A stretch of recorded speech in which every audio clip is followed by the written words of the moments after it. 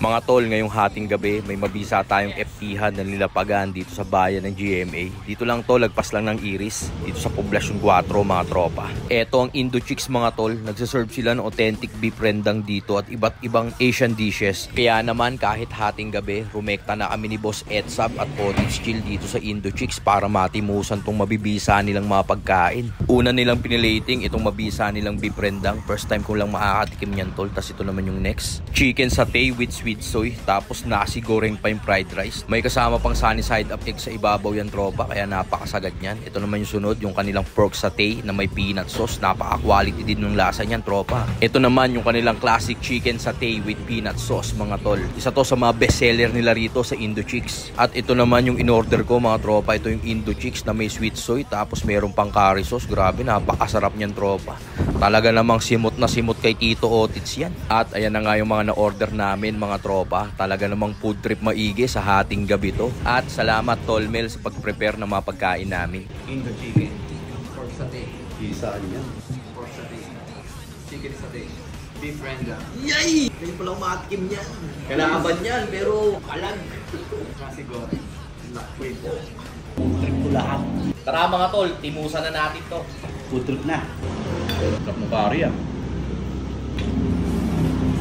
Ang lambot. Solid tol. Saktong-sakto sa gutom natin to pa. Ang lambot ng chicken mga tol. Tapos yung flavor niya sa loob talagang malalasahan mo. Galing sa mabisang marination to, tropa. Kasi itong curry sauce nila nalilagay rito sa kanin. Bisa. Dito naman tayo tol sa beef rendang. Ganito kabisa itong vlog na to mga tropa. Ito naman timusan natin tol. Pork satay with peanut sauce. Tol, dito naman tayo sa chicken satay with sweet soy. Tapos nasi goreng na fried rice. First time ko makatikim nito mga tropa. Tapos may ano pa, itlog ko.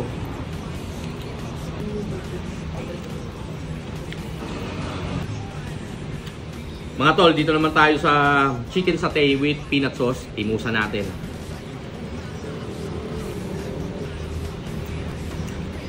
Siyempre mga tropa, dito ako sa Indo Chicken. Bakbak!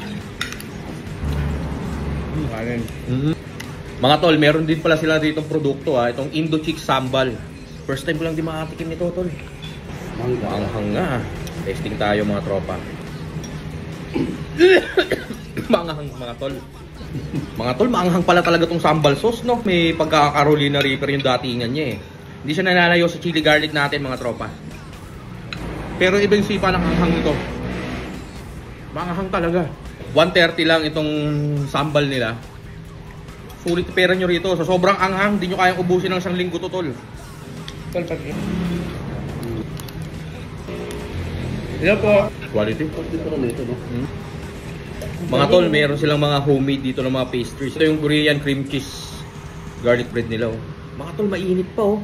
Timusan natin mga tol. Talaga naman, putok na bodega dito Otis si boss. Mainit pa. May cream cheese sa loob mga tropa. Mga tol, freshly baked. Saimada. Quality. Mark, salamat po sa pagkakataon. Invite ko sila. Tayo dito sa GMA lang, malapit lang sa Iris. Poblacion 4 dito sa Indochicks. May iba namang manok. We also sell beef rendang, mga authentic niyan, mga satay. And also we sell breads and pastries.